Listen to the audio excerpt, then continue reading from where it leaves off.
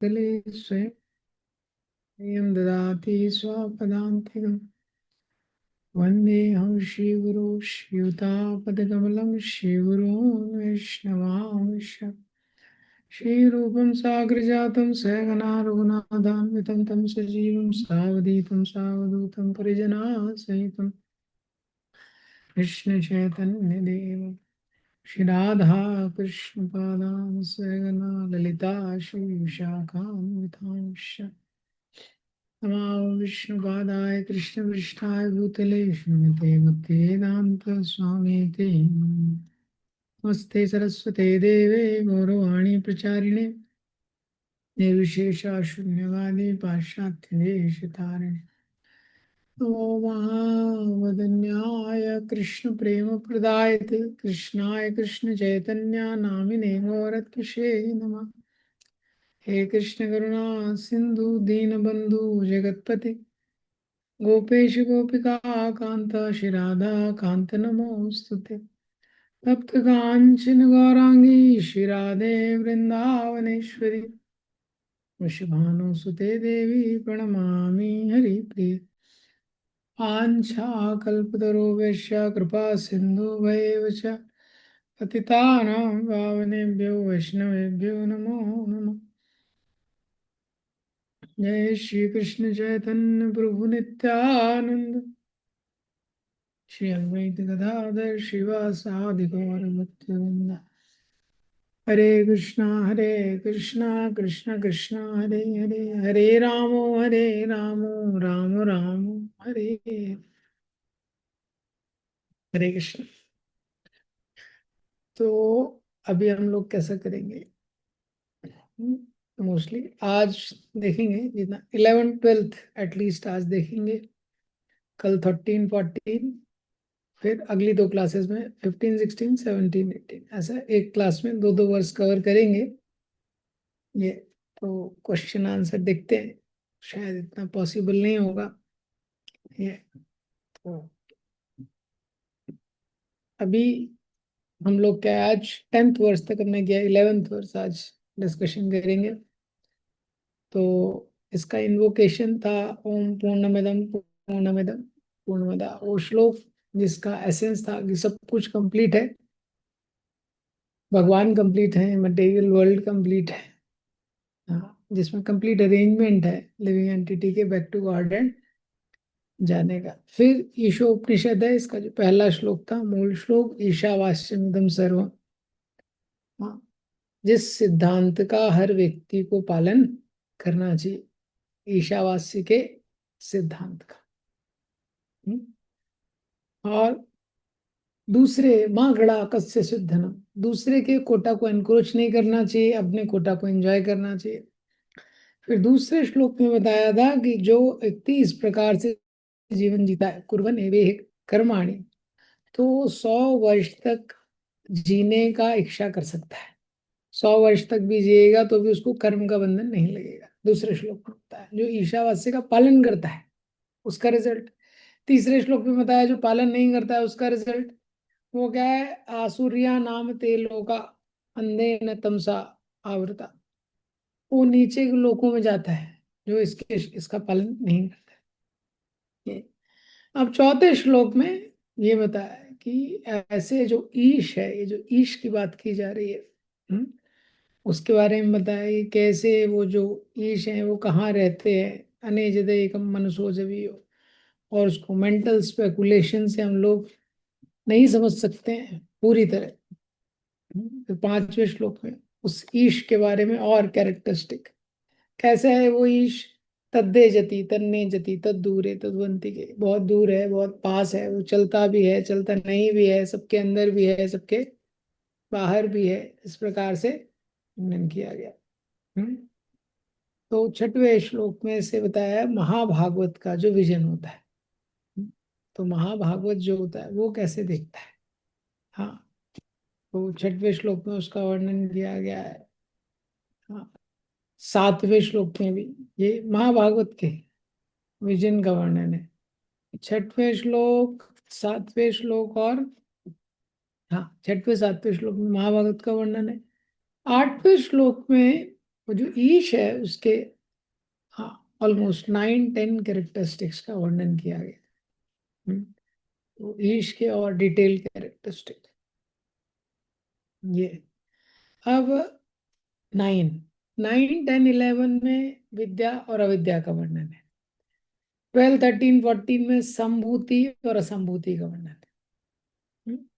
तो 9, 10, 11 ये श्लोक एक साथ ही जनरली समझना इंपॉर्टेंट है। तो तीनों श्लोक में विद्या और अविद्या ये शब्द आएगा, 9th में भी, 10th में भी, 11th में। ऐसे 12, 13, 14 तीनों श्लोकों में संभूति असंभूति शब्द का वर्णन आएगा। 14 के बाद जो श्लोक है 15, 16, 17, 18 ये जो 4 श्लोक है इसमें प्रार्थना है। इसमें बहुत ज्यादा वैसे डिस्कशन एक्सप्लेनेशन ऐसा बहुत डिटेल में नहीं जरूरत है। तो अभी पॉइंट क्या है, 9, 10, 11 अभी हम आज अभी 11, 12 देखेंगे। 9, 10, 11 का सीक्वेंस समझते हैं। 9वां श्लोक था उसको आप देखिए। 9वें श्लोक में विद्या मतलब क्या था, सो कॉल्ड नॉलेज, और अविद्या मतलब इग्नोरेंस, जिस व्यक्ति को नहीं पता है मैं कौन हूँ, संसार में क्या उद्देश्य है, शास्त्रों का ज्ञान नहीं है। तो 9वें श्लोक में बोला था कि जो अविद्या का पालन करता है वो तो उसको तो फल मिलता ही है, गलत था। 9th श्लोक कैसे, हाँ, जो अविद्या का पालन करता है वो डार्क रीजन में जाता है, नरक में जाता है, और जो विद्या का पालन करता है वो उससे भी बड़े नरक में जाता है। ये 9वें श्लोक में हमने देखा था। थोड़ा समय हो गया है इसलिए मैं रिफ्रेश बटन दबा रहा हूँ थोड़ा। तो विद्या का पालन अविद्या का पालन करता है तो नरक में जाता है। अविद्या मतलब क्या, इग्नोरेंस, जिसको पता नहीं है मनुष्य जीवन का क्या उद्देश्य है, इस प्रकार से जो जीवन जीता है, शास्त्रों का क्या ज्ञान है पता नहीं, नरक में जाता है। विद्या का पालन करता है और बड़े नरक में जाता है। तो 9वें श्लोक में विद्या का मतलब क्या था, सो कॉल्ड नॉलेज, मतलब वो नॉलेज का उपयोग केवल इंद्रिय तृप्ति को और रिफाइन करने के लिए कर रहा है। हाँ, शराब का टेस्ट और अच्छा कैसे आ सकता है, ये वाली विद्या की बात हो रही है। पीएचडी कर रहा है और ज्यादा न्यूक्लियर बम वगैरह बनाने के लिए। तो जो अविद्या का पालन कर रहा है वो तो नरक में जाता है, लेकिन विद्या यानी सो कॉल्ड नॉलेज का कोई पालन कर रहा है तो और बड़े नरक में जाता है। ये 9वां श्लोक। और अभी 10वां श्लोक, 10वें श्लोक में क्या चर्चा थी, 10वें श्लोक में विद्या विद्या क्या है। 10वें श्लोक में बोला है कि जो विद्या का पालन करता है एक प्रकार का रिजल्ट मिलता है, अविद्या का पालन करता है उसको दूसरे प्रकार का रिजल्ट मिलता है।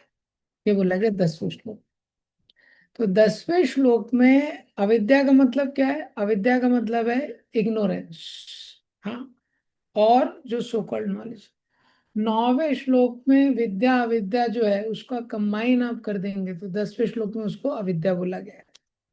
मतलब उसको शास्त्रों का ज्ञान नहीं है और मनुष्य जन्म का क्या उद्देश्य है इसका ज्ञान नहीं है, और उसको भौतिक ज्ञान है कितना, जिसका केवल इंद्रिय तृप्ति में प्रयोग किया जाता है उतना भौतिक ज्ञान है, कि तीनों मिला के क्या है, अविद्या कंबाइन, ये 10वें श्लोक में।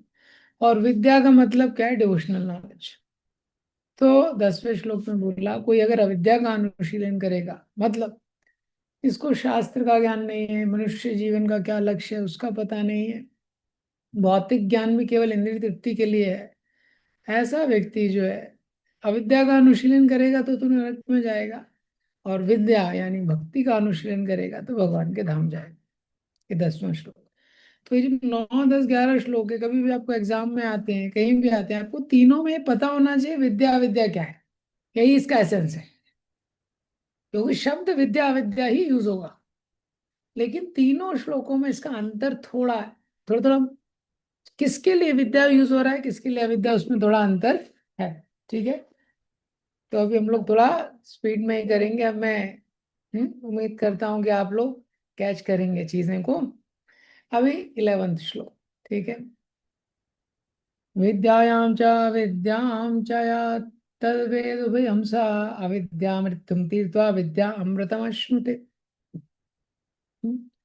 इसमें क्या बोल रहे हैं, विद्यायां च अविद्यायां, चा विद्या और अविद्या दोनों, तद वेद उभयम सहा।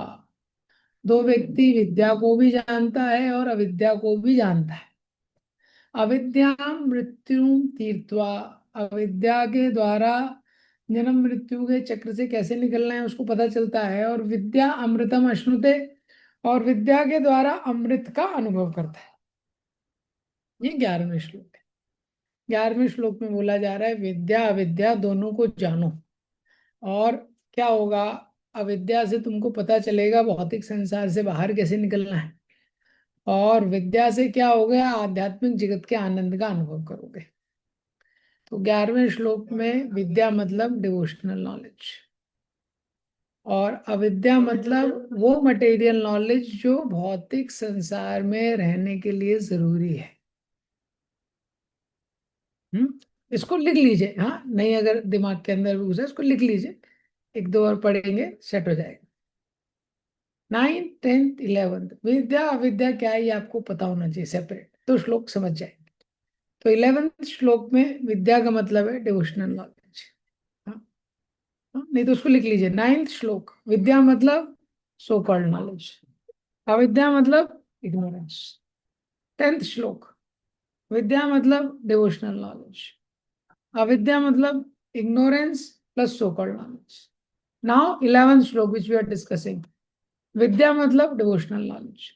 अविद्या मतलब material knowledge which is necessary to live in material world. ऐसा। तो 11th श्लोक में बोल रहे हैं विद्या का पालन करेंगे तो अमृत का आस्वादन करेंगे, यानी भक्ति करेंगे तो अमृत का आस्वादन होगा भक्ति में ज्ञान से। और अविद्या से ये पता चलेगा भौतिक संसार से कैसे निकलना है। अविद्या मतलब वो ज्ञान जो भौतिक संसार में जीने के लिए आवश्यक है। हाँ, तो ये श्लोक है, 11वां श्लोक। हाँ, तो क्या है कि विद्या तो क्लियर है, ठीक है, भक्ति के ज्ञान का पालन करेंगे तो अमृत का आस्वादन करेंगे, समझ में आता है। अभी प्रश्न होता है अविद्या का पालन, अविद्या का अनुशीलन करेंगे, अविद्या का मतलब क्या है इसमें, वो भौतिक ज्ञान जो संसार में रहने के लिए आवश्यक है। तो एक सेकेंड ना।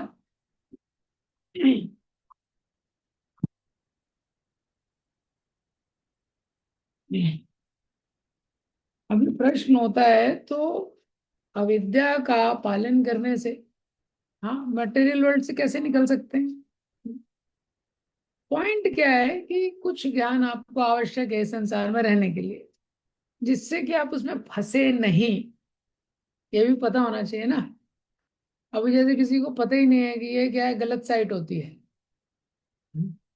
उसको किसी चीज का पता ही नहीं है, कहीं पे सिटीज में रेड लाइट एरिया है, तो पता होना चाहिए रेड लाइट एरिया है, ये प्रोस्टिट्यूट्स का एरिया है, तो वो जाएगा नहीं उसमें उतना ज्ञान। हाँ, जिससे वो भौतिक संसार में अटके नहीं। या कभी कभी क्या है कि आप किसी बहुत धनी व्यक्ति के घर पे गए, हाँ, या 5 स्टार होटल में गए, अभी उसके घर में बाथरूम में जाओगे आपको पता ही नहीं चलेगा यार कहाँ कहाँ से क्या चलता है। हाँ, नल चलाने की कोशिश किया तो ऊपर से शावर चल जाएगा आपका। हाँ, कुछ करेंगे कुछ हो जाएगा।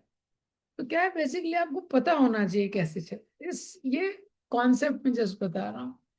तो यहाँ पे अविद्या का मतलब है उतनी मटेरियल नॉलेज जिसको पता है, जिससे आप अटकेंगे नहीं। आप जानते हैं कि संसार कितना कॉम्प्लेक्स है, संसार में कैसे रहना है, इसका बेसिक डीलिंग।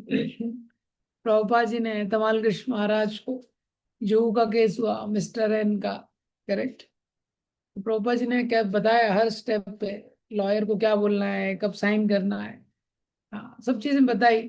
हाँ, मायापुर भी गए, मायापुर जब गए तमाल कृष्ण महाराज लैंड के लिए, प्रभुपाद जी ने बताया लक्ष्मी कैसे रखना है, हाँ, कैसे मनी को रखना है, ये सब प्रभुपाद जी ने सिखाया। हाँ। तो अविद्या का मतलब क्या है कि how we live in this material world, how to maintain this body so that we can practice spiritual life nicely. ये मटेरियल नॉलेज है अविद्या, लेकिन ऐसा नॉलेज जो यूजफुल है। ठीक है, अब इसका परपोर्ट देखिए। तो 1 से 5 जो पैराग्राफ है उसमें, हाँ, अमृतम अश्नुते, भौतिक उपाय से अमृत प्राप्त करना, अमरता प्राप्त करना, अमरत्व प्राप्त करना असंभव है। इसको अलग अलग तरीके से बताया है। Since the creation of material world, everyone has been trying to attain a permanent life, but the laws of nature are so cruel that no one has been able to avoid the hand of death. No one wants to die, nor does anyone want to become old or diseased. The law of nature, however, does not allow anyone immunity from old age, disease, or death. Nor has the advancement of material knowledge solved these problems. Material science can discover nuclear bomb to accelerate the process of death, but it cannot discover anything that can protect man from the cruel hands of old age, disease, and death. Prabha ji बता रहे, birth, old age, disease, death को cure करने का तो कोई तरीका निकला नहीं है। हाँ, एक्सेलरेटर कैसे दबाना ये हम लोग सीख गए हैं। तो आप देख ही रहे हैं अभी, हाँ चल ही रहा है, युद्ध तो चल रहा है थोड़ा बहुत। हाँ, और इंडिपेंडेंट के चक्कर में डिपेंडेंट बन गए हैं। 2000 किलोमीटर दूर लड़ाई चल रही है, यहाँ सिलेंडर बंद हो गया। हाँ, तो अब क्या है, हर कोई डिपेंडेंट है। पहले आदमी चूल्हा जला लेता था, लकड़ी में कुकिंग कर लेता था। हाँ, अब लेकिन क्या है, हम लोग घर घर गैस पहुंचा दी, अब गैस कर दी बंद। तो ये मॉडर्न सिविलाइजेशन है। तो जब अभिमन्यु का डेथ होता है महाभारत में, बहुत सब लोग शोक कर रहे होते हैं, तो उस समय व्यासदेव आते हैं, वो एक सेंटेंस बोलते हैं, no one can, no one even the virtuous can evade the attack of death. हाँ, पुण्यात्मा हो पाप आत्मा हो, मृत्यु सबकी होने वाली। Now, from the Puranas, we learn the activities of Hiranyakashipu, a king who was very much advanced materially, wanting to conquer cruel death by his material acquisition and strength of science. तो second paragraph में हिरण्यकशिपु का example दिया है, पूरा paragraph नहीं पढ़ूंगा। ये example दिया है क्या, कि how someone who tried to become immortal in wrong way. ये पूरा वही हेडिंग मैंने बताया ना, 1 से 5। हाँ, भौतिक उपाय के द्वारा अमरत्व को प्राप्त करना असंभव है। हिरण्यकशिपु क्या चैंपियन एथीस्ट था, फेल हो गया। तो आज के डेट में जो टाइनी हिरण्यकशिपु है, वो कैसे सक्सेसफुल हो सकते हैं, ये पॉइंट है। जो थर्ड पैराग्राफ है उसमें भी हिरण्यकशिपु का वर्णन है। हाँ, हिरण्यकशिपु ने बेस्ट लाइफ इंश्योरेंस पॉलिसी लिया लेकिन फेल हो गया। कैसे उसने जो जो वरदान मांगे उसका वर्णन किया गया है। ठीक है, fourth paragraph, the whole point here is that if even the Hiranyakashipu, the most powerful of materialists, could not become deathless by his various plans, what then can be accomplished by tiny Hiranyakashipu of today, whose plans are thwarted from moment to moment? Plans are thwarted every moment. Titanic जो boat थी, उसमें उन्होंने लगा दिया boat that even God can not sink, है ना। तो वो पहली जर्नी में ही सिंक हो गए बेचारे। हाँ, और इतनी पावरफुल बोट थी, उसमें जो इंजीनियर्स वगैरह थे, इतना इतना श्योर थे। एक्चुअली उन्होंने टाइटल उस पर लगाया था इस कारण, क्योंकि इतना डिटेल उस पर वर्क किया था। हाँ, तो सब लोग actually they were very proud, and some of the very richest people were trying to have the first journey on that, and the people were enjoying and so many things. हाँ, और उसमें से एक इंजीनियर था, उसने ये बोला भी था, हाँ, कि कुछ थोड़ा रॉन्ग मैटर लगा है, रेजोनेंस के चांस हैं अगर बोट किसी से भी स्टक करती है तो। हाँ, लेकिन इतनी सारी चीजें उसमें सो परफेक्ट थी, लोगों ने उसको कंसिडर नहीं किया, और रेजिडेंशियली वो हो गया। So that is being explain. हाँ, सो ये 4 पैराग्राफ में आप देखेंगे पूरा वही चीज बताया जा रहा है। कि कैसे भौतिक रूप से कोई कितना भी प्लान करे, अमरता को प्राप्त नहीं कर सकता। So in the 5th paragraph, it is told, Shri Ishopanishad instructs us not to make one-sided attempts to win the struggle for existence. Everyone is struggling hard for existence. But the laws of material nature are so hard and fast that they do not allow anyone to surpass them. In order to attain a permanent life, one must be prepared to go back to Godhead. हाँ, पापा जी बोल रहे हैं अरे anyways we are struggling for sense gratification, why not for Krishna consciousness? Better work hard for right thing, better work hard for right thing. So one must be prepared to go back to Godhead. Now 6 to 14, हाँ, it is explained. अमृतत्व कैसे प्राप्त हो सकता है? जब हम कृष्ण शिक्षा को प्राप्त करते हैं. तो छठवें श्लोक में बताया, छठवें पैराग्राफ में बताया कि कैसे भगवान आते हैं.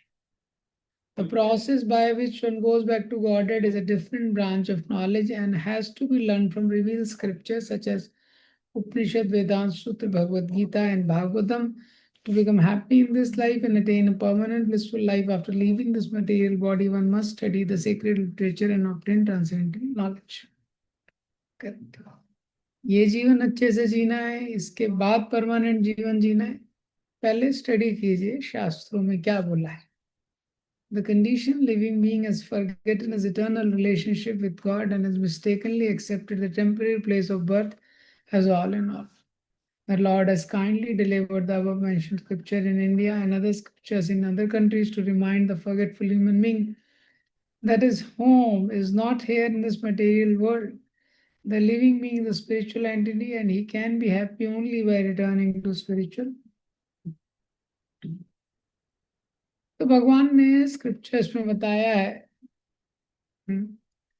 और भगवान आते हैं हर बार ये समझाने के लिए लिविंग एंटिटी को यहाँ पे वो हैप्पी नहीं रह सकता है, उसका एक इटर्नल होम है. और भगवान अपने सर्वेंट्स को भी भेजते हैं. From his kingdom, the personality of Godhead sends his bona fide servant to propagate this message by which one can return to Godhead, and sometime the Lord comes himself to do this work. All the living beings are his beloved sons, his part and parcel. God is more sorry than we ourselves to see the sufferings we are constantly undergoing in this material condition. Miseries of material world serve to indirectly remind us of our incompatibility with dead matter. Intelligent living entities generally take note of these reminders and engage themselves in the culture of Vidya or transcendental knowledge. ठीक है, ठीक है, यहाँ पे शब्द आ गया in the culture of Vidya or transcendental knowledge. Human life is the best opportunity for culture of spiritual knowledge, and a human being does not take advantage of this opportunity is called Naradama, the lowest of human beings. तो प्रोपा जी बता रहे हैं कि कैसे भगवान ने scriptures में दिया है. किसी को अमरता प्राप्त करनी पहले उसको नॉलेज लेनी पड़ेगी मटेरियल वर्ल्ड के बारे में, स्पिरिचुअल वर्ल्ड के बारे में, प्रोसेस के बारे में. भगवान खुद भी आते हैं वो नॉलेज को एमिनेट करने के लिए. भगवान अपने सर्वेंट्स को भी भेजते हैं प्रेजेंशियल. तो भगवान आते हैं, स्क्रिप्चर्स आते हैं, भगवान के सर्वेंट्स आते हैं, बेसिकली वो नॉलेज देने के लिए कैसे लिविंग एंटिटी अमरत्व को प्राप्त कर सकता है. तो ये बताने के बाद बताते हैं द पाथ ऑफ अविद्या और advancement of material knowledge for sense gratification is a path of repeated birth of death. तो जो 8th पैराग्राफ है उसमें अविद्या के बारे में बताया कि अविद्या का पार्ट क्या है, जिसमें जन्म मृत्यु के चक्र में वो लिविंग एंटिटी बार बार उसमें अटका रहता है. 9th पैराग्राफ में बताया गया है कि क्यों जो सेंस एंजॉयमेंट है. 9th पैराग्राफ का आप दूसरा लाइन देखेंगे, sense enjoyment in the disease material condition must be restricted as far as possible. Unrestricted sense enjoyment in bodily condition is a path of ignorance and death. पूरा गया paragraph में इसको explain किया गया है कि कैसे ये अविद्या है, इग्नोरेंस. इग्नोरेंस में व्यक्ति क्या है, डिसीज कंडीशन में एंजॉय करना चाहता है. तो ये क्या है, अनहेल्दी है. डिसीज कंडीशन में अगर वो एंजॉय करेगा तो क्या होगा, उसका हेल्थ और खराब हो जाएगा। Prabhupada writes that enjoyment in the disease condition of life aggravates the disease, right?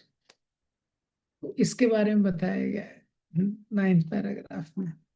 हाँ, फीवर अनहेल्दी है, हाँ, रेगुलेट करना पड़ेगा 98.5 डिग्री। ये भी बताया है कि टेम्परेचर को 0 नहीं लेके आना है, 98.5 डिग्री ऑप्टिमम लेके आना है।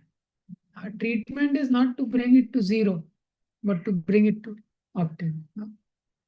लेकिन मटेरियल कंडीशन में जो बद, ये सब प्रोपा जी ने तात्पर्य में दिखाया, आप लोग पढ़ेंगे तो समझ में आएगा। लिविंग एंटिटी कैसा है, वो देखता है कि सब लोग एंजॉय कर रहे हैं, उसको लगता है मुझको भी ऐसे ही एंजॉय करना चाहिए।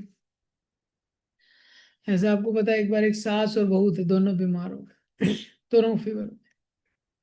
डॉक्टर आया चेक करने, तो उसने चेक किया, बहू का टेम्परेचर 99.5 डिग्री, 100 डिग्री बहू का टेम्परेचर, फीवर था उसको। सास का चेक किया, उसका देखा, उसको बोला आपको 99.5 डिग्री है। सास ने बोला बहू को कितना है, बोले उसको 100 डिग्री है। बोले उसको मेरे से ज्यादा कैसे हो गया, मैं सीनियर हूँ, उसको मेरे से ज्यादा कैसे होगा, मेरा ज्यादा करो टेम्परेचर। तो this is trying to enjoy in the material condition of life. This is trying to enjoy in the material. So in the material world, people compare with sense gratifiers. He is doing more sense gratification, and then they want to copy. हाँ, और point क्या है, ये paragraph बता रहा है, वो लोग भौतिक रूप से अस्वस्थ हैं, हमको उनको कॉपी नहीं करना है, हमको रेगुलेटेड मटेरियल लाइफ जीना है और स्पिरिचुअल लाइफ पे फोकस करना है। अगर केवल मटेरियल लाइफ को बढ़ाने पे ही पूरी एनर्जी डाल दी, हाँ, तो उसका कोई एंड नहीं है, आप कितनी भी डिग्री तक फीवर बढ़ा सकते हैं। उसके आगे 10th पैराग्राफ में बताते हैं, this does not mean all activities for maintenance of body should be stop.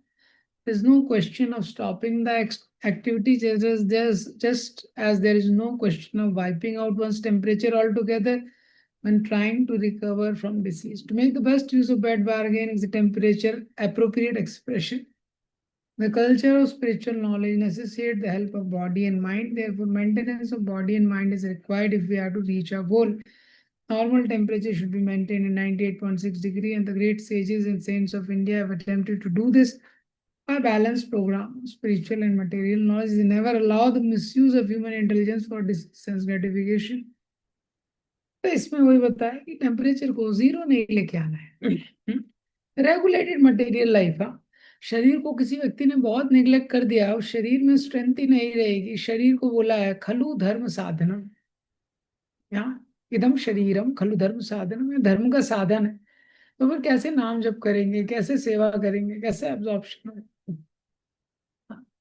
तो इस सिद्धांत को समझना, इसलिए यहाँ पे जो अविद्या है उसका पालन करने बोला है। वो अविद्या क्या है, वो मटेरियल नॉलेज जिससे आपको पता चले भौतिक संसार में कैसे रहना है, मटेरियल बॉडी को कैसे मेंटेन करके रखना है, इसका आपको ज्ञान, ये सिद्धांत के लिए। क्यों, जितने की आपको जरूरत है नहीं, क्योंकि ये है जिसके द्वारा ये शरीर एक साधन है जिसके द्वारा धर्म का अनुशीलन कर सकते। हाँ? तो 11th paragraph, human activity is diseased by a tendency towards sense gratification, have been regulated in the Vedas under principles of salvation.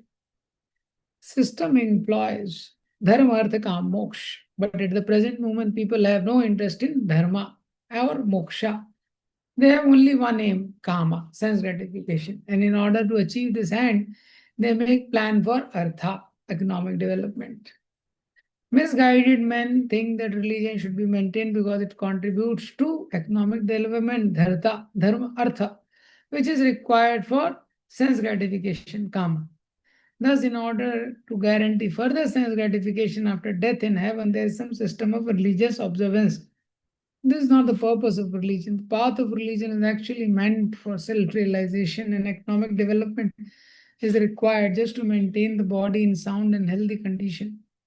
A man should lead a healthy life with a sound mind just to realize vidya through knowledge, which is the aim of human life. This life is not meant for working like ass or for culturing avidya or sense gratification. यहाँ बता रहे हैं, शास्त्रों में बताया है धर्म अर्थ काम मोक्ष चार चीजें बताई। धर्म का पालन करना चाहिए, धर्म से अर्थ का अर्जन करना चाहिए, वो अर्थ का उद्देश्य काम नहीं होना चाहिए। भागवतम में सीरीज ऑफ श्लोका है फर्स्ट कैंटो के सेकंड चैप्टर, जिसमें इसका डिटेल बताया है। अर्थ का उद्देश्य काम नहीं होना चाहिए, ना अर्थ इंद्रिय ना काम इंद्रिया प्रीति। हाँ, लेकिन अर्थ उतना उपार्जन करना है जिससे कि हाँ संसार में चीजें चल जाए। और उससे धर्म के अनुसार व्यक्ति थोड़ा एंजॉय करता है। उद्देश्य क्या है? मोक्ष, मोक्ष को प्राप्त करना।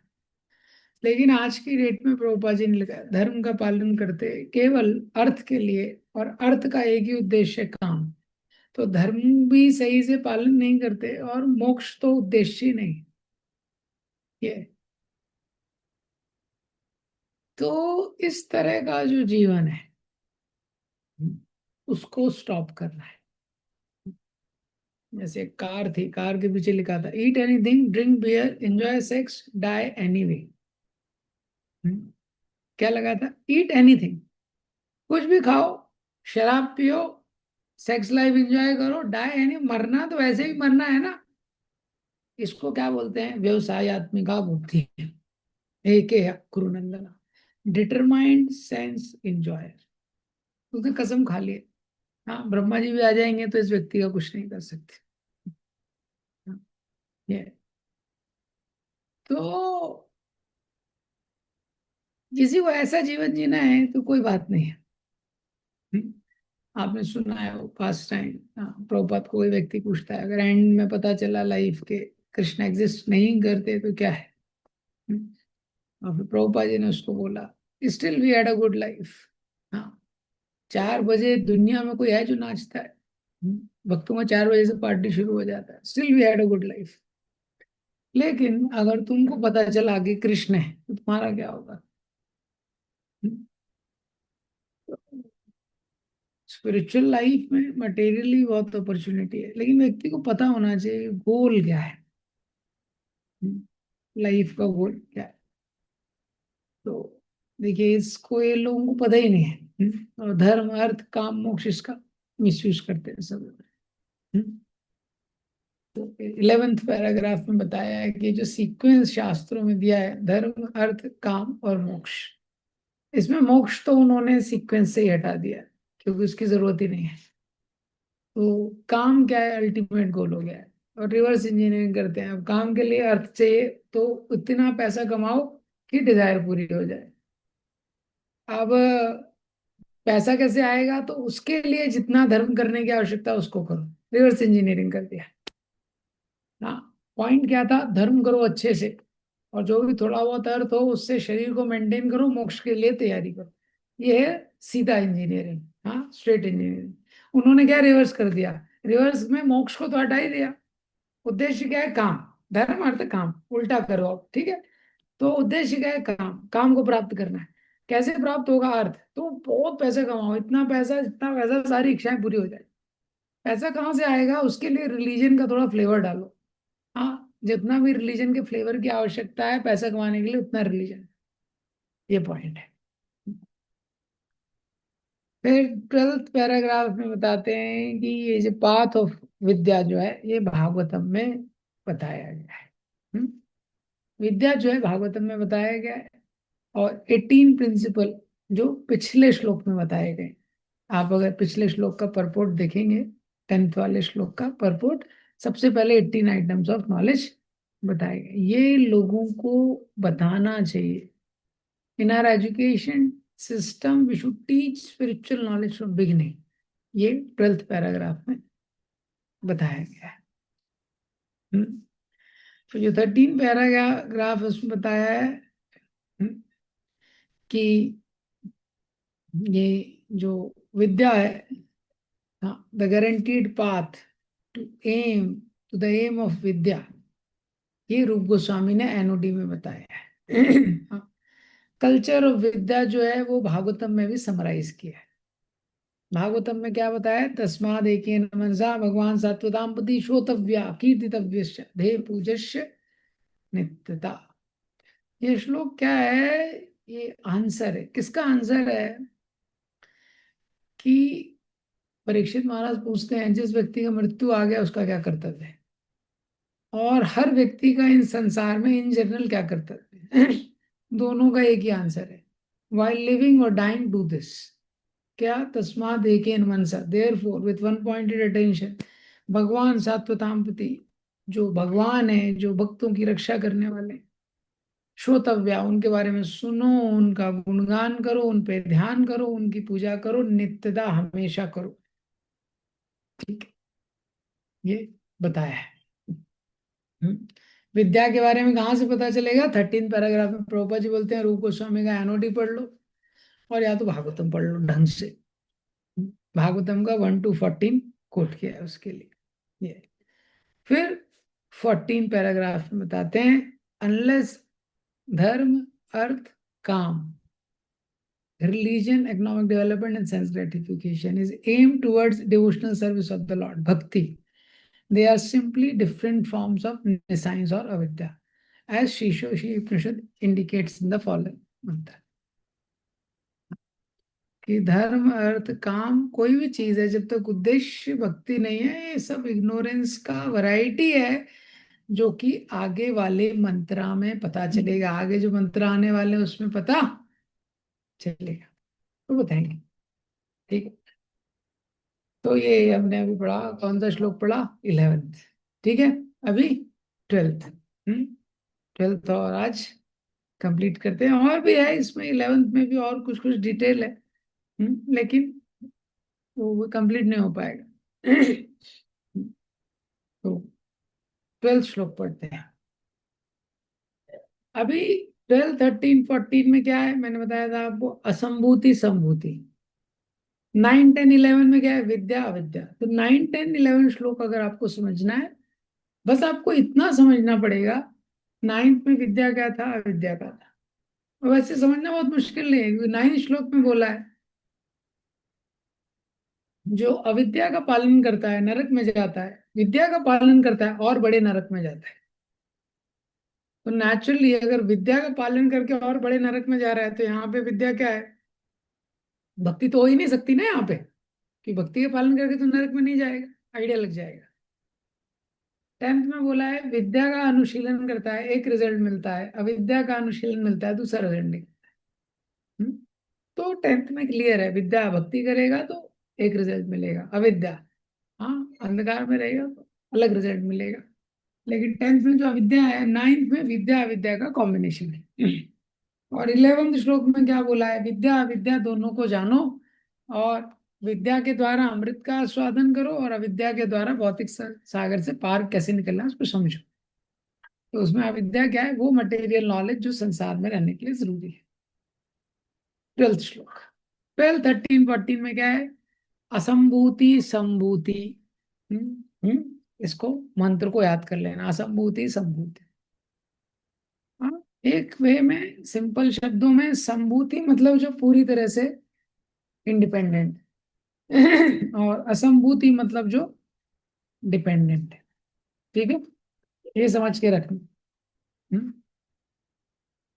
असंभूति मतलब जो डिपेंडेंट है, और संभूति मतलब जो इंडिपेंडेंट है। ये एक अंडरस्टैंड है। 3 श्लोकों में 12, 13, 14 में संभूति असंभूति अलग अलग। 12वां श्लोक, अन्नम तमा प्रविशन्ति ये संभूतिम उपासते ततो भूया इव ते तमो ये यु संभूतयं रता। अंधा तमा प्रविशन्ति ये असंभूति उपासते, जो असंभूति की उपासना करता है। ये श्लोक में असंभूति मतलब डेमिगॉड्स, हाँ इसको लिख लो। असंभूति मतलब डेमिगॉड्स। असंभूति की जो उपासना करता है वो नरक में जाता है।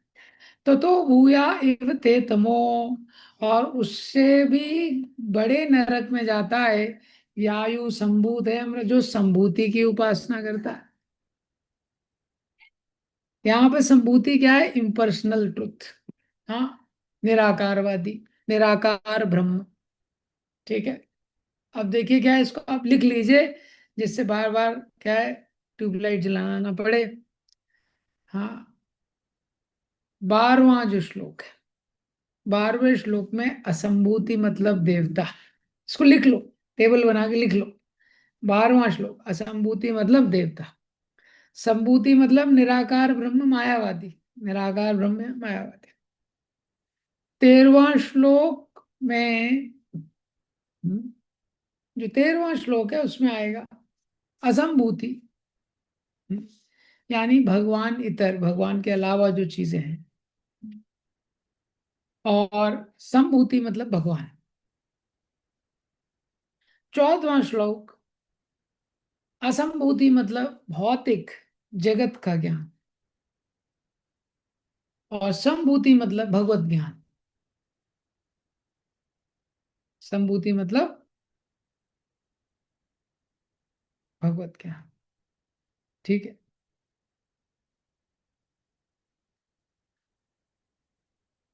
तो अभी इसमें क्या है, जो 12वें श्लोक में बताया है कि जो असंभूति की उपासना करता है, यानी देवताओं की, तो नरक में जाता है, न नीचे के लोकों में जाता है।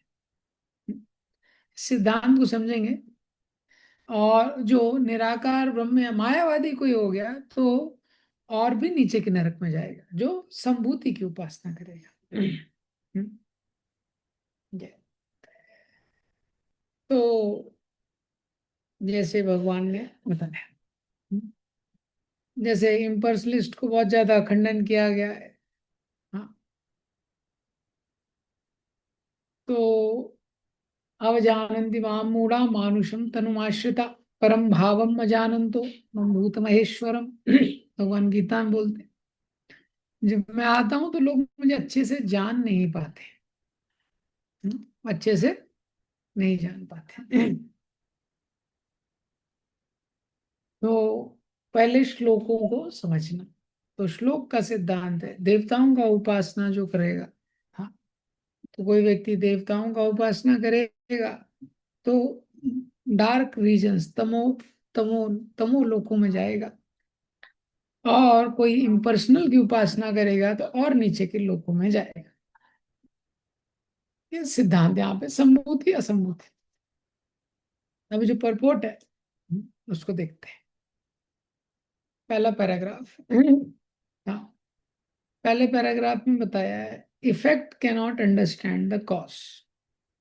Sanskrit word asambhuti refers to those who have no independent existence. Sambhuti is the absolute personality of God who is absolutely independent. तो मैंने आपको ये बताया। इस श्लोक में क्या है, असंभूति मतलब जिसका इंडिपेंडेंट एग्जिस्टेंस नहीं है, संभूति मतलब जिसका इंडिपेंडेंट एग्जिस्टेंस है। 10.2 कोट किया है, नमे विदु सुरगणा प्रभुवम नाम ऋष्या आदि देवा नाम महर्षि नाम सर्वशा। 10th चैप्टर में भगवान बताते हैं, नमे विदु सुरगणा, देवता मुझे नहीं जानते हैं, बड़े बड़े महर्षि भी नहीं जानते। क्यों नहीं जानते भाई, आपको क्यों नहीं जानते? हम मेरे से निकले हैं ना, मुझे कैसे जानेंगे? हाँ, मेरे से निकले हैं। कोई बच्चा है, वो अपने आप अपने माता पिता के बारे में नहीं जान सकता, क्योंकि उन्हीं से उत्पन्न हुआ है, माता पिता के माध्यम से जान सकता है। ये बताया। तो अभी सेकंड पैराग्राफ में बताया है कि बहुत सारे फिलोसफर्स हैं, ऋषिज हैं, मिस्टिक्स हैं, ये अपने क्षीण बुद्धि से जानना चाहते हैं भगवान, उनको समझ में नहीं आता, लेकिन क्या, निगेशन, सेकंड लाइन देखिए, this can help only help them reach the negative conception of the absolute without realizing any positive trace of definition leading one to create a concept one's own. Thus, when imagine that absolute two must be formless without quality, negative qualities are simply reversals of relate. मतलब क्या बताया जा रहा है कि उन लोगों को पता नहीं भगवान क्या है, लेकिन भगवान क्या नहीं है वो पता है, उससे अंदाजा लगाते हैं। तो फिर वो सोचते हैं, तो वो जानते हैं भगवान का भौतिक शरीर नहीं हो सकता, भौतिक शरीर में रक्त और ये सब क्या क्या है, इतने शरीर में बीमारियां हैं, कोई बूढ़ा होता है तो क्या बोलते हैं भगवान बूढ़े नहीं होते। भगवान बूढ़े नहीं होते, भगवान के शरीर में नसें नहीं है, भगवान के शरीर में खून नहीं है। तो इसका मतलब क्या है, भगवान का शरीर नहीं है। ऐसे कंक्लूजन पे आ जाते हैं। समझ गए आप, निगेशन से कंक्लूजन पे आना समझ रहे, कॉन्सेप्ट समझ रहे हैं क्या बता रहा हूं मैं। हाँ, सेकंड पैराग्राफ में बताया है भगवान भौतिक नहीं है, भगवान को गुस्सा नहीं आ सकता, भगवान का ये नहीं हो सकता। हाँ, भगवान मोटे नहीं हो सकते, पतले नहीं हो सकते, भगवान के शरीर में बीमारी नहीं हो सकती, भगवान को वृद्धावस्था नहीं हो सकती, भगवान थक नहीं सकते, भगवान का शरीर नहीं हो सकता। कंक्लूजन पे आ सकता निगेशन से। जैसे गाय क्या है, कोई व्यक्ति बोले गाय क्या है, हम्म? तो दूसरा व्यक्ति बोले गाय वो है जिसके 5 पाँव नहीं होते, गाय वो है जिसके 3 सर नहीं होते, गाय वो है जिसकी सूंड नहीं होती। तो नहीं नहीं का डिस्क्रिप्शन चल रहा है, लेकिन ये डिस्क्रिप्शन से आपको सही से ये समझ में नहीं आएगा कि गाय क्या है। समझ गए। तो ये बताया जा रहा है, तो भगवान को देवता ऋषि गुणों कोई भी नहीं जान सकता है ढंग से। हाँ, कुछ लोग स्पेकुलेट करते हैं, हाँ, स्पेकुलेट करके, लेकिन ये लोग पूरी तरह से जान नहीं पाते। तो इसके आगे बताते हैं such mental speculator do not know the personality of God, that the impersonal Brahman is glaring effulgence of his transcendental body, or that the Paramatma super soul is his all pervading plenary representation. Nor do they know Krishna as eternal form with transcendental qualities of eternal bliss and knowledge. The dependent demigods and great sages imperfectly consider him to be a powerful demigod, and they consider the Brahman effulgence to be absolute. But the devotees of Krishna, by dint of their surrendering unto him in unalloyed devotion, can know that he is absolute person and that everything emanates from him. Such devotee continuously render loving service unto Krishna, the fountainhead of everything. तो क्या है, इसमें बता रहे mental speculator होते हैं, वो नहीं जानते हैं कि कैसे जो ब्रह्म ज्योति है भगवान से ही निकल रही है, भगवान परमात्मा के रूप में सबके हृदय में रहते हैं, और भगवान का एक दिव्य फॉर्म है। हाँ, तो निराकार के द्वारा जनरली क्या है, वो ये प्रूव करना चाहते हैं कि भगवान अनंत है, वो लिमिटलेस है, पर ये सही नहीं है। जैसे हवा है, हवा निराकार होती है, पर क्या है, वो भी एयर इज निराकार but it is limited by sky. भगवान ने बताया 9 चैप्टर में, यथा आकाश स्थितो नित्यम वायु सर्वत्र गो महान। हाँ, air is limited by sky. तो क्या है कि निराकार से लिमिटलेस का सिद्धांत इतना कनेक्टेड है नहीं, जिसको कनेक्ट कर देते हैं। एक्चुअली क्या है, ये सब अचिंत्य है भगवान के बारे में, इसलिए उनको समझ नहीं आता। भगवान ने मिट्टी खाई, अब यशोदा मैया देखने लगी भगवान से सारे ब्रह्मांड निकल रहे हैं, उनके मुंह में देखती हैं सारे ब्रह्मांड निकल रहे हैं, उस ब्रह्मांड में से एक ब्रह्मांड में वो अपने आप को देखती हैं, उसमें कृष्ण को भी देखती हैं, और कृष्ण उसमें मिट्टी भी खा रहा है। कैसे समझ में आएगा। Krishna is inside everything and also outside everything. तो अपनी छोटी सी बुद्धि से हम उसको नहीं समझ सकते भगवान को। हाँ, तो by force we cannot understand. हाँ, by force we cannot understand. हाँ, जबरदस्ती नहीं समझ सकते सिद्धांत, भगवान जब बताएंगे तभी समझ में आएगा, जबरदस्ती नहीं हो सकता। अब जैसे कोई व्यक्ति है, हाँ, आपने उसको पकड़ लिया, बोले इस पे खड़े हो, इस वेट वाले पे। बोले क्यों, बोले तुम्हारा वेट नापना है। वो खड़ा हो गया। हाँ, बोले "तो आपको, बोला आपको ब्लड निकाल रहा है आपका सिर। हो, ये क्यों निकाल रहे हो, नहीं नहीं आपका ब्लड चेकअप करना है। हाँ, बोले ये करो, आपको यूरिन टेस्ट करना है, ये करना है, आपको फुल बॉडी चेकअप, एक थप्पड़ आपको मारेगा। हम्म, क्यों। तो बोलेगा भाई मैं क्यों अलाउ करूं तुमको, क्यों अलाउ करूं मैं, why should I allow you, is it not. So that is the point Krishna is telling, ज्ञाने प्रयास उदपास नमंती एव। भगवान ने जबरदस्ती है क्या, I allow you to for you to understand me, why will I allow you. So if somebody thinks, तो इसी तरह का कोई सोचे जबरदस्ती I will be able to understand, we can not understand like this. ये पॉइंट है। हाँ, कोई सोचे जबरदस्ती अलाउ, क्यों भगवान अलाउ करेंगे। एक साधारण इंसान भी अपनी लाइफ की बहुत सारी चीज प्राइवेट रखता है। हाँ, और भगवान से अपेक्षा है कि सब कुछ बता दे अपने बारे में। किसी भी व्यक्ति को नहीं, वो भी क्या है, एक पर्सनैलिटी, इसलिए कवर करके रखते हैं। हाँ, तो फोर्थ से सेवंथ जो पैराग्राफ है उसमें बताया है कि जो देवताओं के उपासक हैं, हाँ, तो वो अंधकार में भौतिक जगत में प्रवास करते हैं। तो यहाँ पे बताया है कि अंधकार में रीजन्स में जाते हैं, they go to darkest region of health. हाँ, तो भौतिक जगत भी अंधकार में है, उसको समझते हैं। हाँ, तो वो जो देवताओं के उपासक हैं, उनको अंधकार में भौतिक जगत में वास करते हैं, बार बार आना पड़ता है। तो फोर्थ पैराग्राफ में क्या बताया, 7.20 से 20 23 कोट किया है, इसको आप लोग पढ़ लेना। हाँ, कामस्ते ज्ञाना प्रपद्यन्ते अन्य देवता, ये श्लोक है 7th कैंटो में 9th 7th चैप्टर में 9th चैप्टर में भी पढ़ लेना आप। भगवत गीता में बताया है, only unintelligent bewildered person driven by strong desires for sense gratification worship with demigod for the temporary relief of temporary problems। Almost उस श्लोक का प्रभुपाद जी ट्रांसलेशन ही कर रहे हैं। तो क्या प्रॉब्लम है, प्रॉब्लम है strong desire for sense gratification, उसके कारण डेमिगॉड्स को वर्शिप करते हैं। लिविंग एंटिटी मटेरियली एंटेंगल्ड है, he has to be relieved from material bondage entirely to attain permanent relief on spiritual plane where eternal bliss and knowledge exist। Isha Upanishad instructs that we should not seek temporary relief of our difficulties by worshipping the dependent demigod who can bestow temporary benefit. Rather, we must worship absolute personality of Godhead Krishna, who is all attractive and who can bestow upon us complete freedom from material bondage by taking us back home, back to Godhead. So this is what Prabhupada is explaining, हाँ, कि temporary relief के चक्कर में मत पड़िए, permanent relief को आप ढूंढिए।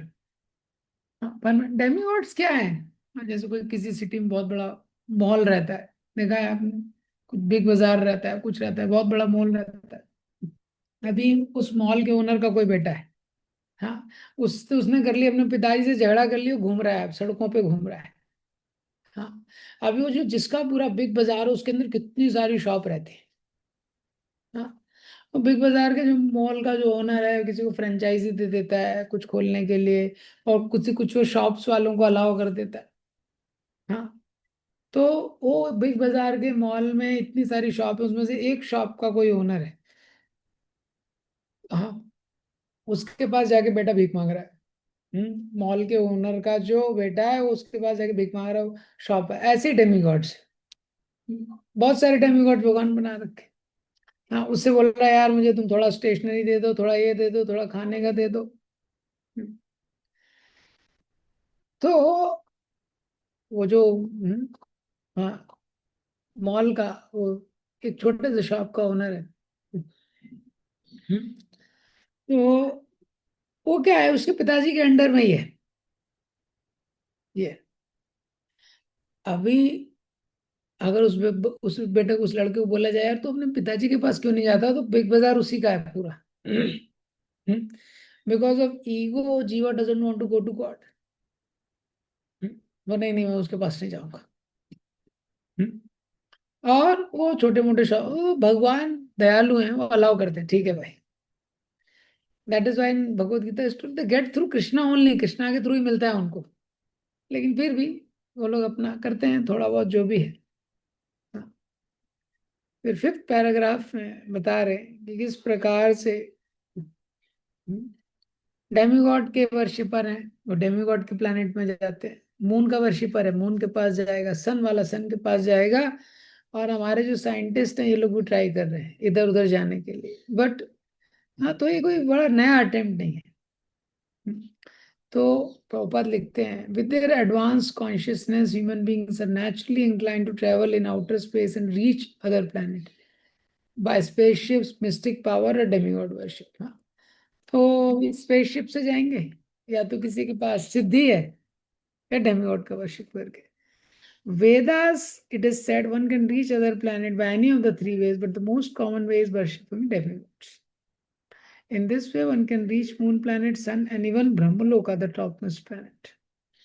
मतलब ऊपर जाने के बहुत सारे तरीके हैं, सिद्धि से भी जा सकता है, स्पेसशिप से भी जा सकता है, देवताओं की पूजा करके भी जा सकता है। सबसे कॉमन क्या है, देवताओं की पूजा करके। अब लेकिन प्रभुपाद जी कंक्लूजन दे रहे हैं क्या? However, all planet in material universe are temporary resident. Only permanent thing is Vaikuntha लोक.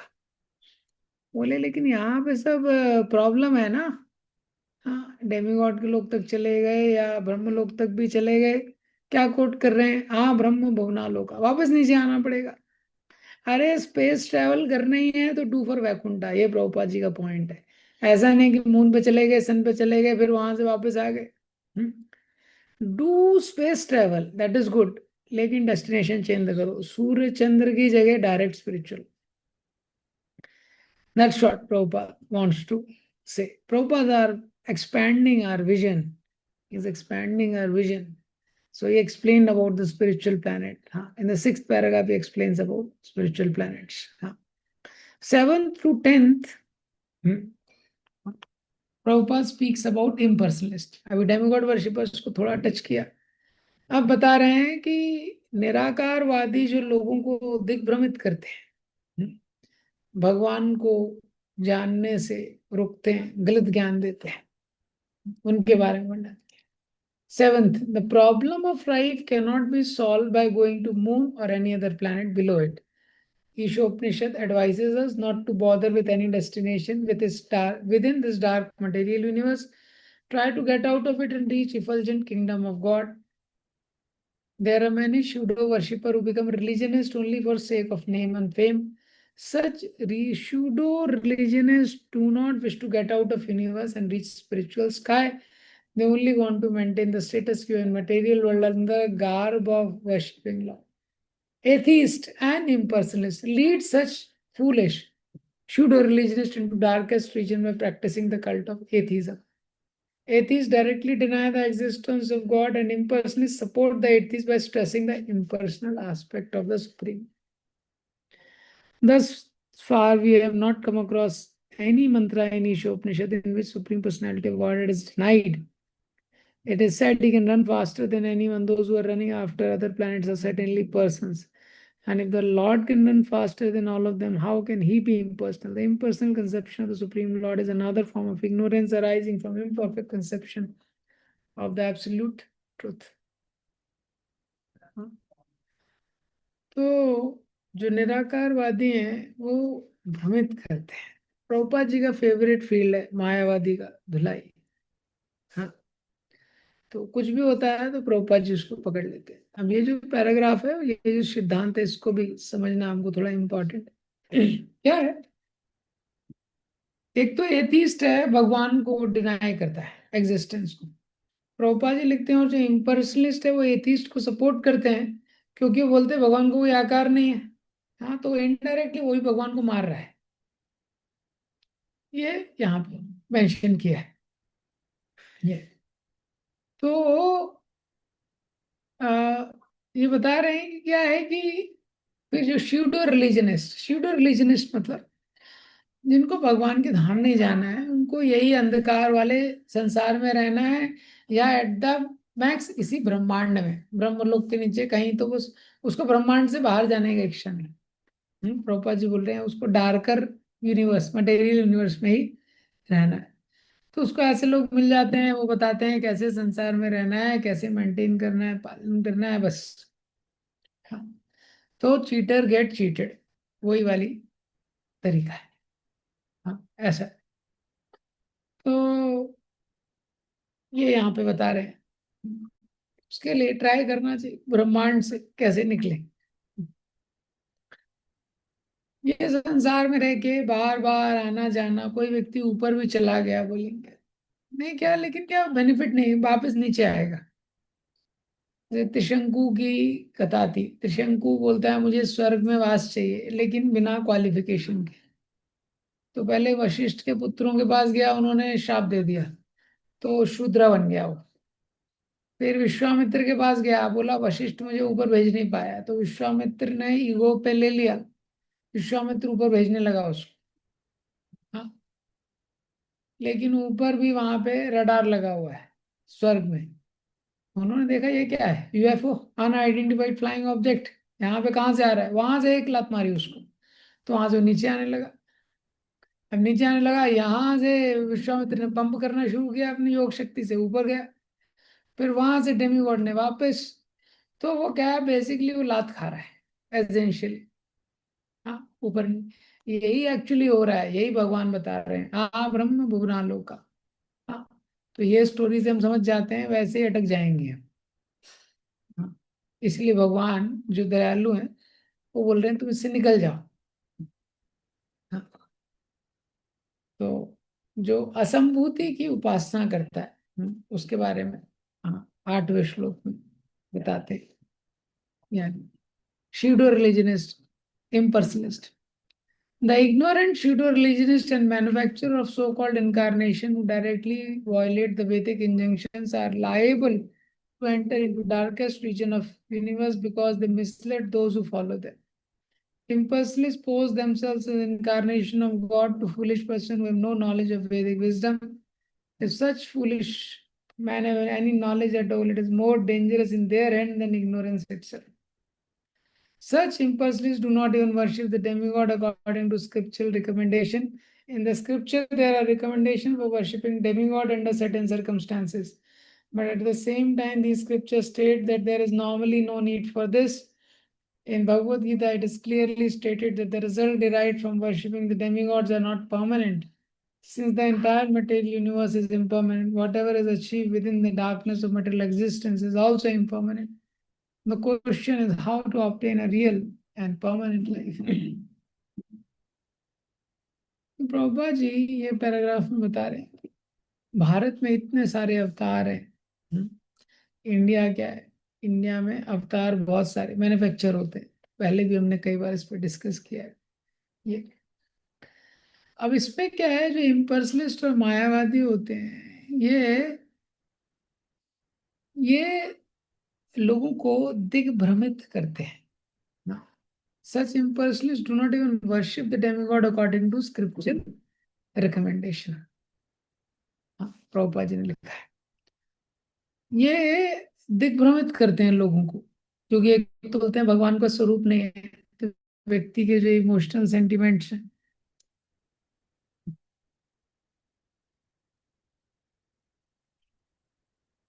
एक सेकेंड, ना it's very important call, please.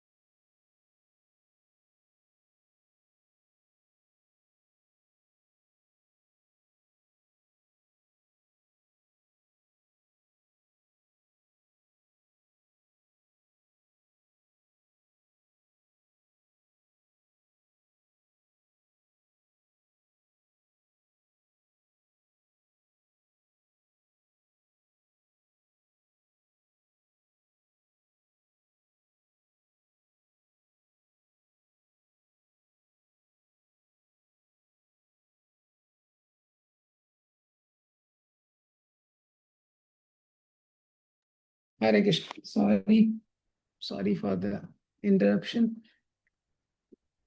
तो जो इम्पल्स लिस्ट है, तो क्या होता है कि वो क्या है, डेमीगॉड का वर्शिप नहीं करते, भगवान के स्वरूप को भी नकारते हैं, तो they keep us away from our eternal position as servant of God. दूसरा क्या होता है, बहुत सारे ऐसे इम्पर्सनलिस्ट और मायावादी दोनों, ये भौतिक जीवन को बहुत आकर्षक दिखाते। जैसे आप क्रिश्चियनिटी में देखेंगे तो इतना सारा फिलेंथ्रॉपी कहीं करते हैं। तो ये सारे जो अलग अलग फॉर्म्स है ना, हाँ, फिलेंथ्रॉपी है, कोई समाज सेवा कर रहा है, फ्री में कपड़े बांट रहा है, हॉस्पिटल खोल रहा है, तो actually it is becomes very attractive. तो एक व्यक्ति को लगने लगता है कि यही गोल है। तो इटर्नल पोजीशन से वो सेपरेट कर देते हैं। हाँ, अभी 9 पैराग्राफ में श्यूडो रिलीजनिस्ट के बारे में और डिटेल बताया है। हाँ, तो अभी आप ये 9 पैराग्राफ आप इसको पढ़िएगा, क्योंकि मुझे कुछ इसमें एड्रेस करना, वापस से कॉल आ सकता है मुझे कुछ। तो इसमें बताया जो श्यूडो रिलीजियसनेस है, एक्चुअली भक्ति का मतलब है, स्पिरिचुअल लाइफ का मतलब है ज्ञान और वैराग्य, लेकिन इनमें एक्चुअली एक तो ज्ञान ही नहीं है परफेक्ट कि भगवान का स्वरूप है, हाँ, भगवान सबसे सुपीरियर पर्सनालिटी, वो ज्ञान भी नहीं है। और दूसरा है वैराग्य, तो कंप्लीट एक्चुअली डिटैचमेंट में नहीं है ये। आप देखिए पैराग्राफ में चौथा पांचवा लाइन है, the pseudo religions have neither knowledge nor detachment from material affair, for most of them want to live in golden shackles of material bondage under the shadow of philanthropic activities disguised as religious principles। देखिए प्रभुपाद जी ऐसे पहले revolutionary आचार्य हुए जिन्होंने फिलान्थ्रोपिक activity को हटा दिया एकदम, और एकदम उसकी बहुत भर्त्सना की है। नहीं तो आप देखिए कि यही सबका अंडरस्टैंडिंग था, ठीक है, लोगों को भूखे को खाना खिलाओ, जिसके पास कपड़ा नहीं है उसको कपड़ा दो, ये ये सब ठीक है, लेकिन ये अल्टीमेट नहीं है, ये केवल प्रभुपाद जी ने बताया ये। तो क्या है, भक्ति से ज्ञान होता है और ज्ञान और वैराग्य प्राप्त होता है, लेकिन मायावादी जो है या मेरा भक्ति साइड में कर दी उसने, तो केवल फोकस ज्ञान पे है। जो उनको लिमिटेड ज्ञान है। हाँ, तो वो क्या, रियल ज्ञान और वैराग्य वो डेवलप नहीं होता है, और उसका रिजल्ट कैसे हम समझ सकते हैं, end of doing social service only. हाँ, तो प्रभुपाद जी बोले थे आयरन शेकल है, सिल्वर शेकल है, ये गोल्ड शेकल है, गुडनेस क्या है, गोल्ड शेकल है। पूरा 14 चैप्टर अगर आप पढ़ेंगे भगवत गीता का, आप देखेंगे एक भी जगह प्रभुपाद जी ने गुडनेस को भी अप्रिशिएट नहीं किया है। तो जो मायावादी है, निराकारवादी है, at the maze they keep the living entity stuck in mode of goodness. हाँ, तो अभी 10th पैराग्राफ में बताया है, लास्ट पैराग्राफ है, these rogues are most dangerous element in human society because there is no religious government. They escape punishment by law of state. They cannot, however, escape the law of supreme, who has clearly declared in Bhagavad Gita, the envious demons in garb of religious propagandist shall be thrown into the darkest region of hell. So Isho Prijat confirmed that these pseudo religionists are heading towards the most obnoxious place of universe after completion of their spiritual master's business, which they conduct simply for sense gratification. तो इनमें उसके बारे में बताया गया है कि देखिए क्या है, सिद्धांत क्या है, कोई देवताओं की उपासना करेगा तो भौतिक संसार में उसको रहना पड़ेगा, जो कि नेचुरली तमोगुण में या डार्कनेस में ये। तो अभी लेकिन जो इम्पल्सलेस से निराकारवादी है, वो अगर व्यक्ति को इतना वो कर देता है, वो देवताओं का भी शरण नहीं ले पाता और भक्ति के फील्ड में वो एंटर ही नहीं कर पाता। उसका गोल क्या हो गया, उसका गोल ही ये हो गया कि ठीक है कपड़े बांटना, ये करना वो करना, यही गोल हो गया उसका। हाँ, तो वो क्या है, उससे भी डाउन बोला गया है। डेमिगॉड वर्शिप को यहाँ पे हाई क्यों बोला गया है, उसको भी समझिए। पहला, भगवान का तो नॉन नॉन एनवियस स्वभाव है। हाँ, अब मटेरियली माइंडेड कोई डिवोटी है, उसको कुछ फैसिलिटी चाहिए, वो डेमिगॉड वर्शिप के द्वारा मिलती है। लेकिन डेमिगॉड जब वो वर्शिप कर रहा है, ग्रेजुअली ग्रेजुअली ही गेट्स एलिवेटेड। हाँ, उसको चांस है कि एलिवेट होने का, भक्ति के ही उसमें है। बार बार देवताओं की प्रार्थना पड़ेगा, देवता किसको प्रार्थना कर रहे हैं ये। लेकिन अगर कोई भक्ति के रेल में एंटर नहीं गया है, तो उसको ग्रो होना मुश्किल है। हाँ, तो 11वें श्लोक में यही बताया कि संभूति असंभूति। संभूति यहाँ पे मतलब क्या है, डेमिगॉड। कोई डेमिगॉड की वर्शिप कर रहा है, उसको भी डार्कर रीजन में रहना पड़ेगा। लेकिन असंभूति कोई निराकारवादी है और मायावादी अगर हो गया, तो वो क्या है, वो वो जिसकी धारणा है वो और भी गहनतम नरक में जाता है। और भी गहनतम नरक। तो उसको जो डेमिगॉड वर्शिपर है उससे भी नीचे, और उससे भी ज्यादा वो डेंजरस है। तो उसको थोड़ा थोड़ा प्रभुपाद जी ने, बहुत तो डिटेल में नहीं, लेकिन जो डेमिगॉड वर्शिपर है उसको थोड़ा एक्सप्लेन किया है। और 7.20 से 23 अगर आप पढ़ेंगे तो आपको बहुत क्लैरिटी आएगी। इसमें प्रभुपाद जी ने ही बताया है कि डेमिगॉड्स का वर्शिप क्यों नहीं करना चाहिए, सिद्धांत पूरे बताए हैं ना, वो हमको पता रहना चाहिए। उसको ही डिटेल में मोटा मोटा बताया। और दूसरा, शूडो रिलीजन के बारे में बताया। कोई इम्पर्सनलिस्ट है या मायावादी है, तो रिलीजन तो फॉलो कर रहा है लेकिन भगवान को पूरी तरह मान नहीं रहा है। भगवान की सेवा का कोई सिद्धांत नहीं है, जो जीव का स्वरूप है उसको किल कर दे रहा है। मानव सेवा ही माधव सेवा, इस कैटेगरी में वो आ जाता है। हाँ, उसी को अल्टीमेट। तो मायावाद का जो डेंजरस है, हाँ, वो क्या है, खिचड़ी बना देता है सब कुछ।